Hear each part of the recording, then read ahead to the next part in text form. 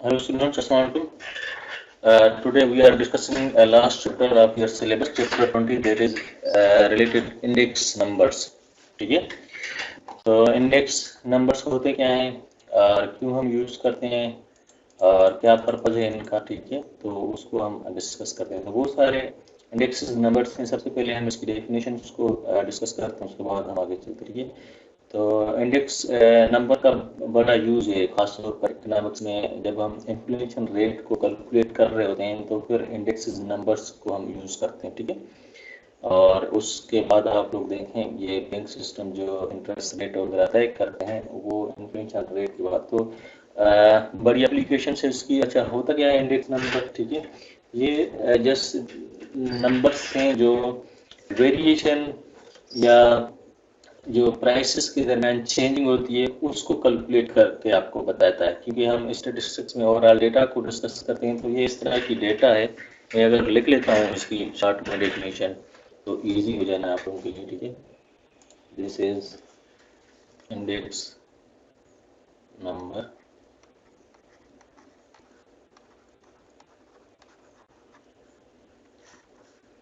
ये एक नंबर है, this is a number that shows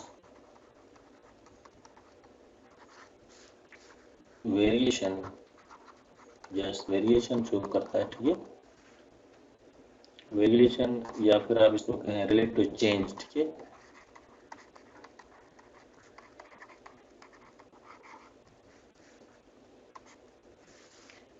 या फिर आप लोग चेंज इन वेरिएबल कह सकते हैं, ठीक है, इन जनरल,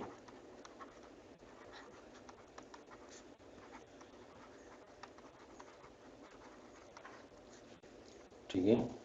और इसको हम परसेंटेज में करते हैं, तो आप उसको आसान लफ्जों में ये कह सकते हैं, this is just percentage change.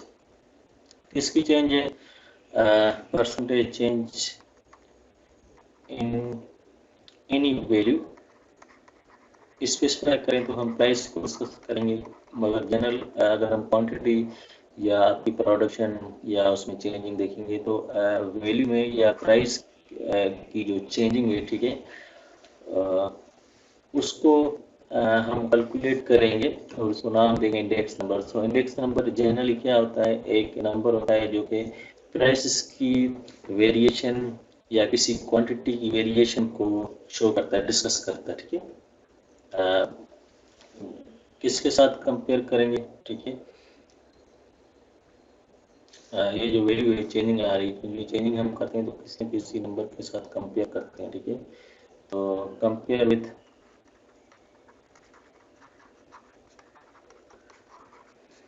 Specific pre defined value, ठीक है।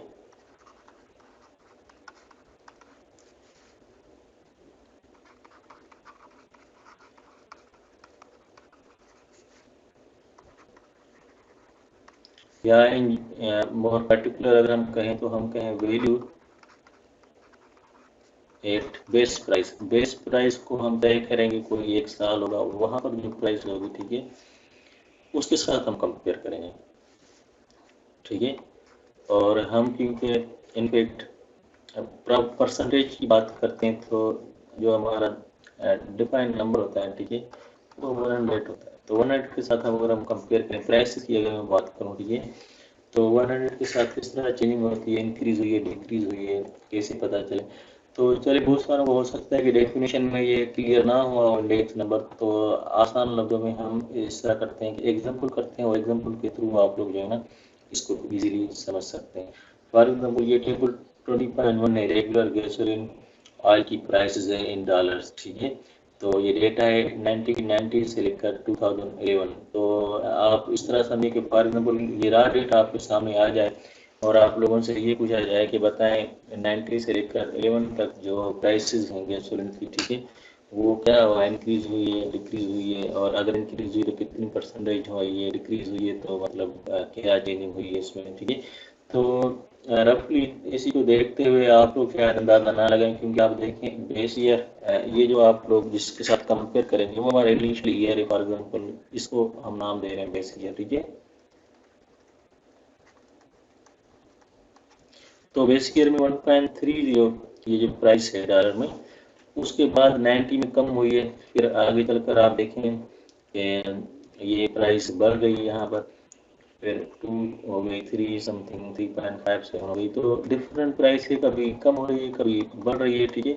तो एट द एंड हमने इसको समझना है कि इस पीरियड के दरमियान इसकी प्राइसेस जो है ना, वो उसमें क्या चेंजिंग आई है, ठीक है। तो इसको मतलब कैलकुलेट करने के लिए बहुत सारे मेथड्स हैं, बहुत सारे इंडेक्स नंबर्स हैं, ठीक है, जो हमें हेल्प करते हैं इन अंडरस्टैंड करने के लिए कि क्या ओवरऑल वेरिएशन हुई है, ठीक है, या चेंज हुई है प्राइस।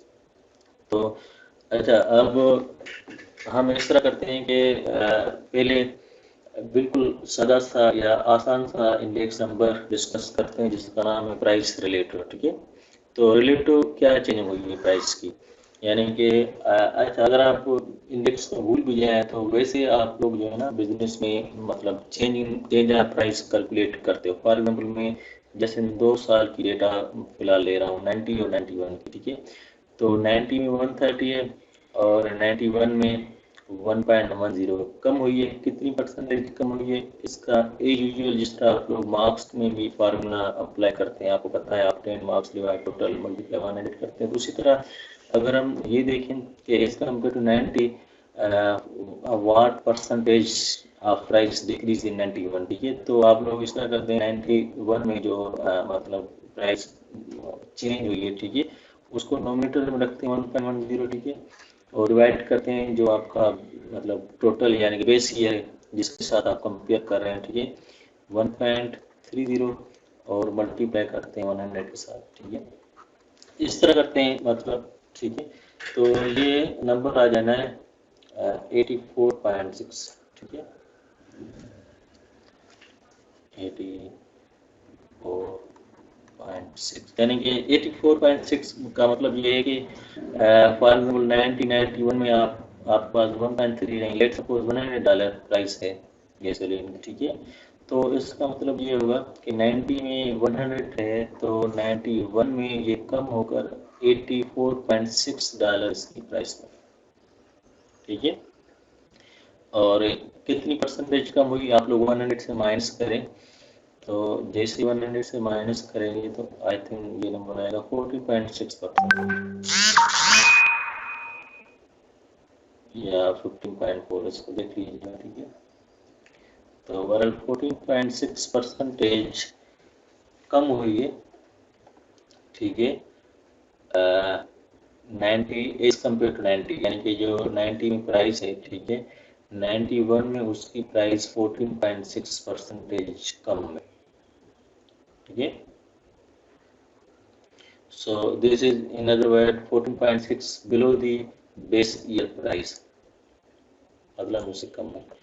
इसी तरह अगर हम हर साल की बात करेंगे, मगर कंपेयर हम इसी नंबर के साथ करना है, बेस ईयर प्राइस के साथ करना है, तो फिर ये फार्मूला हो जाता है रिलेटिव प्राइस का। जो क्या होता है इसको आप देखें, प्राइस रिलेटिव इनक्रीज टी, ठीक है, यानी कि अभी जिस तरह हमने बात की, ये प्राइस है 91 की, ठीक है, 84.6। तो किसी भी टाइम पीरियड की अगर आपको प्राइस चाहिए तो मैं लिख लेता हूँ पी इन जनरल टी, ठीक है। सो ये बराबर हो जाना है प्राइस इन पीरियड टी, तो उसी साल की प्राइस, ठीक है,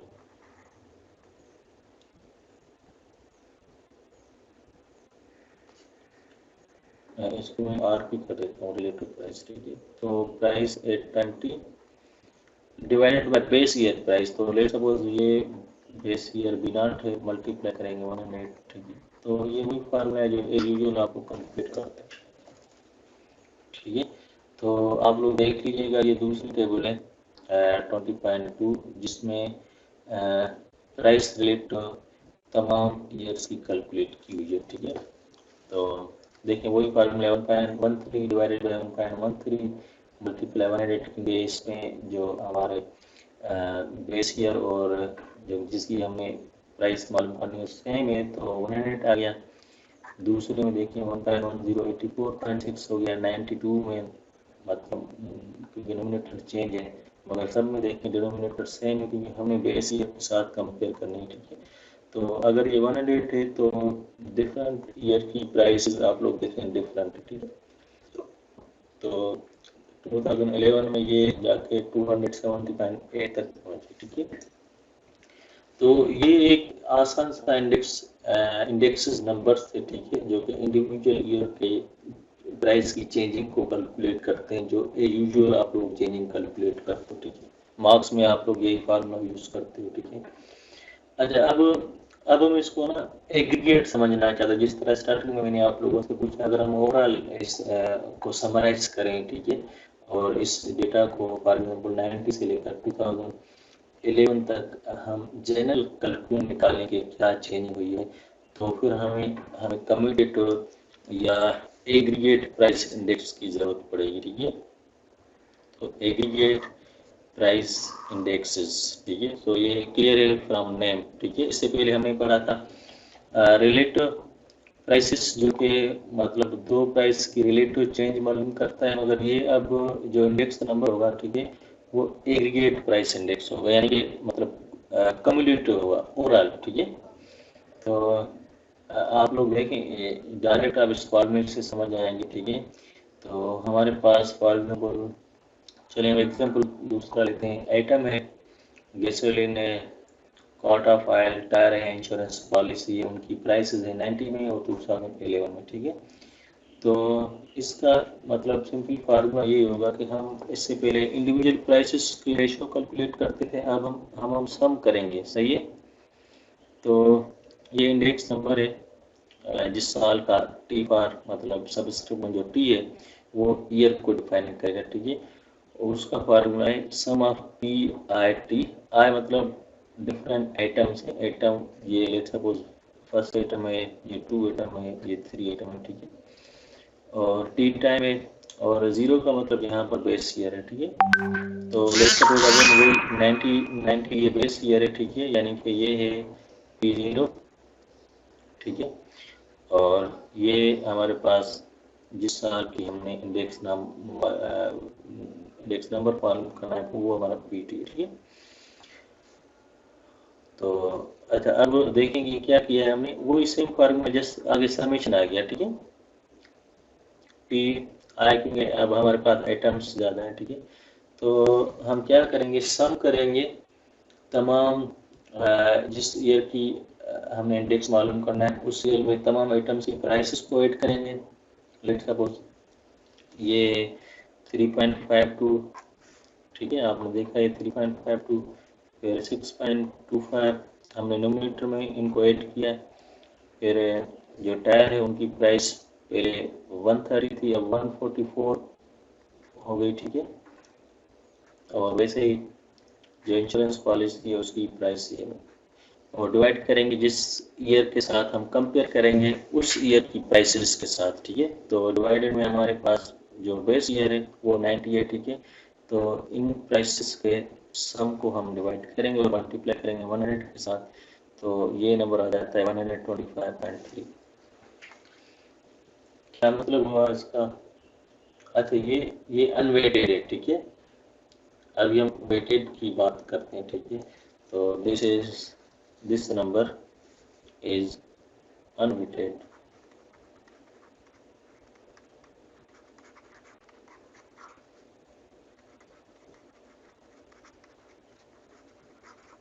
एग्रीगेट प्राइस इंडेक्स,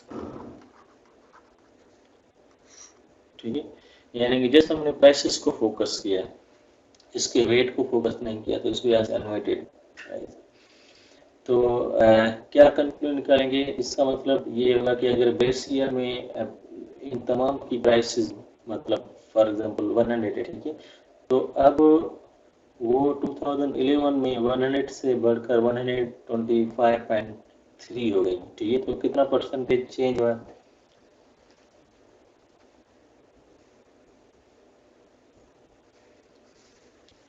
और ये एक आइटम की नहीं है, अब ये एग्रीगेट करें तो this is the price of normal operating expenses has only increased 25.3.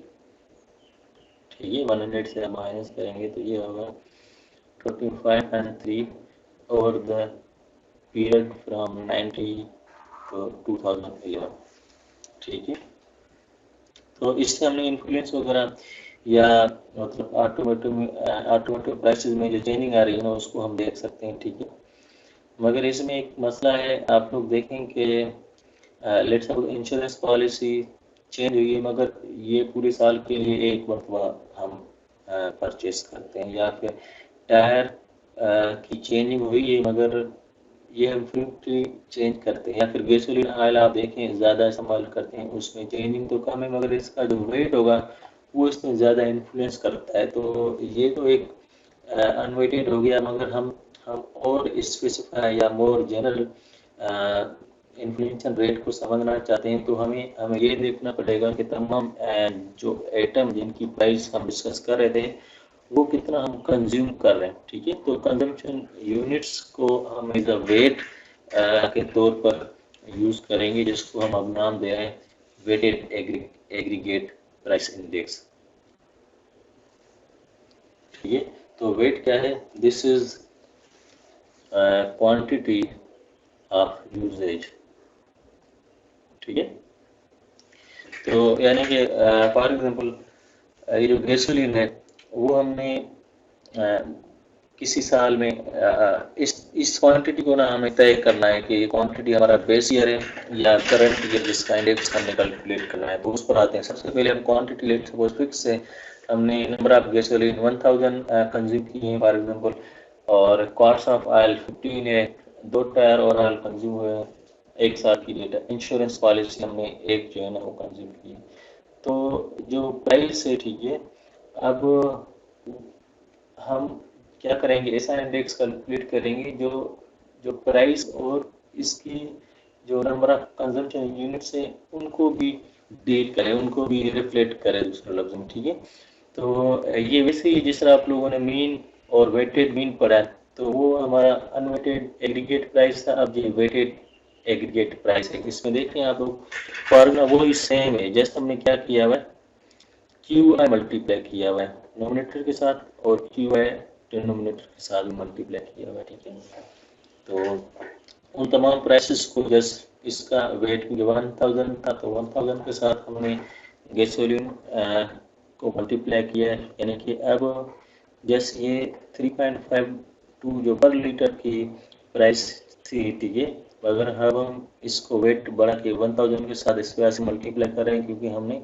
1000 let's suppose litre consume की। ठीक है, या फिर इसको देखें, ये पार्ट्स ऑफ ऑयल थी 15, फिर उसके बाद टायर्स थे 2, ठीक है, और पॉलिसी तो एक ही थी। ठीक है, वैसे ही यहाँ पर देखें ये क्वांटिटी इसकी सेम है। तो इसको अगर आपको के पास डेटा ज़्यादा हो तो आप लोग किस तरह करेंगे, टेबल बनाएंगे। ठीक है, क्योंकि इस फॉर्मूले से जिस तरह आप लोग ये कर रहे हो ना, जिस तरह हम मीन में या वेरिएंस में करते हैं, ठीक है, P I T times Q R, तो ये एक कॉलम बनेगा। ठीक है, जिसमें सम होगा आपके पास। ठीक है, और फिर नोमिनेटर का सम अलग से होगा, डिनोमिनेटर में अलग होगा। बड़ा कैलकुलेशन करेंगे, मल्टीप्लाई करेंगे 100 के साथ, तो ये नंबर मिला है 205। देखिए कितना चेंजिंग है। अनवेटेड में जस्ट 125.3 आ रहा है, मगर वेटेड में ये बढ़कर 205.0 तक गया है। ठीक है, यानी कि अगर हम गैसोलीन या ओवरऑल इस ऑटोमेटिव ऑपरेटिंग एक्सपेंसेस की बात करेंगे तो ओवरऑल अगर 100 थी तो अब 90 से लेकर 2011 तक ये 100 से बढ़कर 2005 तक गई। ठीक है, इसका मतलब ये होगा कि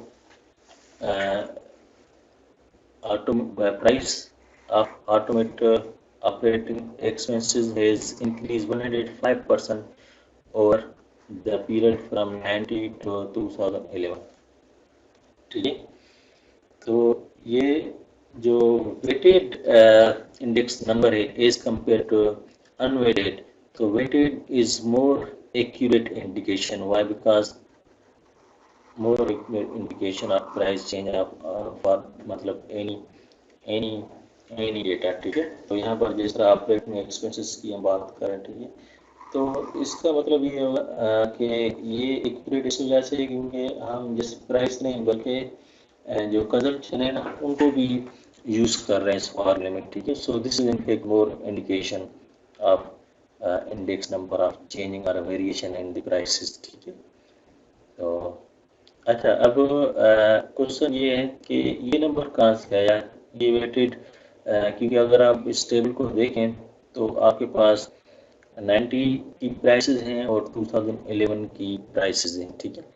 तो आप लेट सपोज जो क्वांटिटी कंज्यूम करेंगे 90 में, वो डेफिनेटली सेम नहीं होगी 2011 में, तो थोड़ी बहुत चेंजिंग तो होगी। तो उसको किस तरह हम डील करें, या ये नंबर जो है ना किस साल का हम लें, तो उसके लिए डिफरेंट हमारे पास फार्मूला है। दो तरह के मतलब टर्मिनोलॉजी को हम यूज़ करेंगे, ठीक है।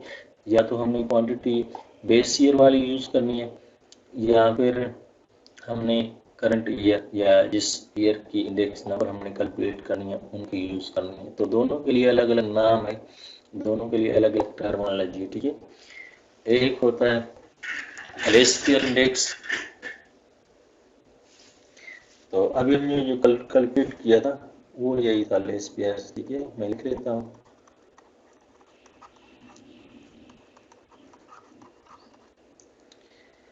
ये ऐसा इंडेक्स है जिसमें जो वेट है ना, वेटेड एग्री प्राइस,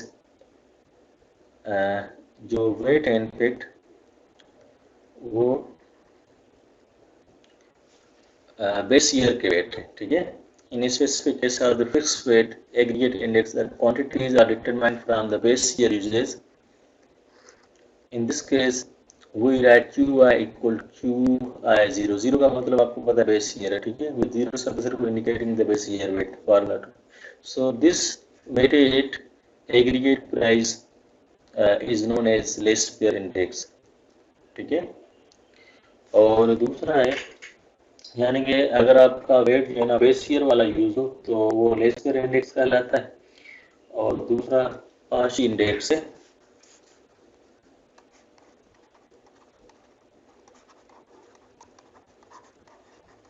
जिसमें फिर क्या होता है कि हम क्यू आई को यूज करते हैं क्यू आई टी, यानी कि करंट ईयर या दूसरा जिस ईयर की आप लोग इंडेक्स मालूम करेंगे, ठीक है। A quantity QIT is determined for each year for index is computed. जिस साल की आप लोग इंडेक्स कंप्यूट करते हो, अगर आप उसी साल के वेट को यूज करो, ठीक है, QIT यूज करो QI0 की जगह, तो उसको हम पाशी इंडेक्स कहते हैं, ठीक है। तो ये दोनों चलते हैं। आप लोग देखें कुछ समय आप लोगों से यही पूछेगा कि आप लोग एग्रीगेट वेटेड मालूम करें लेस पेयर इंडेक्स या पार्शी इंडेक्स, तो अकॉर्डिंगली आप लोग उसके वेट को ना डिस्कस करें, ठीक है। इसमें देखें दो आइटम में क्वांटिटी दोनों की अलग अलग है और प्राइस भी अलग अलग है, तो आप किस वेट को यूज़ करेंगे वो आपको ना गिवन होगा, ठीक है। लेकिन जिस तरह इस प्री पार्ट में आप लोगों से कहता है यूजिंग बेस पीरियड यूज़ करें, या फिर यहाँ पर आप लोगों को लेस पेयर्स की बात कर रहा है, पाशी मेथड की बात कर रहा है, तो इसी तरह आप लोग ना कैलकुलेट करेंगे, ठीक है। आई होप कि आपको ना इंडेक्स नंबर और उसकी एप्लीकेशन और उसका यूजेज, उसके फार्मूला और इजीली कैलकुलेशन आप लोगों ने मतलब सीख लिए, और इंशाल्लाह इसी तरह इसी को फॉलो करते हुए आप एक्सरसाइज के क्वेश्चन जो है ना खुद कर सकते हैं, ठीक है। अच्छा, ये एग्रीगेट प्राइस इंडेक्स जो है ना वो हम प्राइस रिलेटिव से भी कैलकुलेट करते हैं, यानी कि अल्टरनेट फार्मूला है, ठीक है। ऑप्शनली अगर आप देखें कोई हो सकता है इसमें इंटरेस्टेड हो कि जो हमने रिलेटिव प्राइसेस पढ़े थे उनका इस्तेमाल, या फिर समटाइम ये होता है कि हमें प्राइसेस गिवन नहीं होती, डायरेक्ट रिलेटिव प्राइसेस गिवन होती है, ठीक है। तो उससे भी हम एग्रीगेट प्राइस इंडेक्स को ना इजीली कैलकुलेट कर सकते हैं, ठीक है। आप लोग रिकॉल करें, ये फार्मूला था वेटेड एग्रीगेट प्राइस का, जो कि अभी मैं लिखने जा रहा हूँ, ठीक है।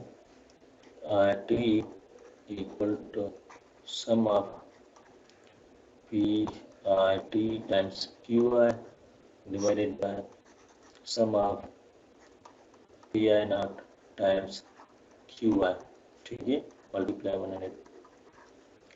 अब अगर मैं इसके नंबर के साथ पी आई नॉट, क्योंकि रिलेटिव में हम क्या करते हैं, बेस ईयर प्राइस को डिवाइड करते हैं ना, पी आई नॉट डिवाइड करूँ और मल्टीप्लाई करूँ तो इस फार्मूले में कोई फर्क नहीं पड़ता, ठीक है। तो ये फार्मूला हो जाना है sum of P I T divided by P I not times, और 100 को मैं अगर आगे लिखूँ तो उससे भी कोई फर्क नहीं पड़ता, 100 टाइम्स पी आई नॉट और ये फिर क्यू आई, एक ही बात है ना, ठीक है। जैसे हमने क्या किया, नोमिनेटर में पी आई नॉट डिवाइड भी किया, मल्टीप्लाई अगर चाहें तो कैंसिल कर सकते हैं, ठीक है। तो ऊपर वाला वही सेम फॉर्मूला है। अच्छा, डिनोमिनेटर में फिलहाल कोई चेंज नहीं, इसको मैं एग्जिट कर लेता हूँ, सही है, P I not times Q आई। तो ये इसमें जो वेट होगा उसको जैसे हम चेंज करते हैं ना, weight is for example P I not time Q I, ये हमारा वेट है, ठीक है। तो let W I is nothing is P I not times Q I, ये वेट है। तो हमारे पास जो इंडेक्स का फार्मूला हो जाएगा I T equal to sum of P I T divided by P I not times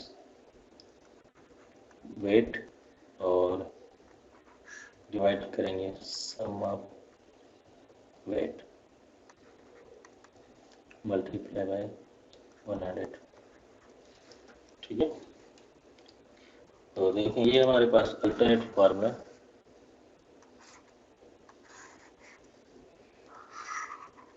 aggregate price index, weighted aggregate price.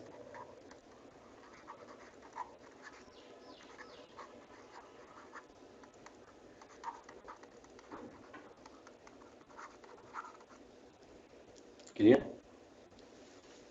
तो अगर आपके पास रिलेटिव प्राइसेस हो, ठीक है, तो ये देखें ये क्या है,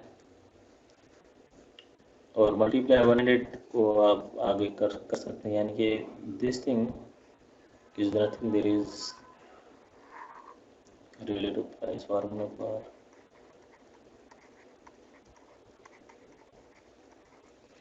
रिलेटिव प्राइस, यानी कि रिलेटिव प्राइस को आप वेट के साथ मल्टीप्लाई करें, जो कि वेट है P I not Q I, ठीक है। अब देखें फॉर एग्जाम्पल ये 2 साल की डेटा है, उसमें रिलेटिव प्राइस है, ठीक है। तो आप क्या करें, रिलेटिव प्राइस का इसके लिए आपको वेट कैलकुलेट करना पड़ेगा, ठीक है, जो कि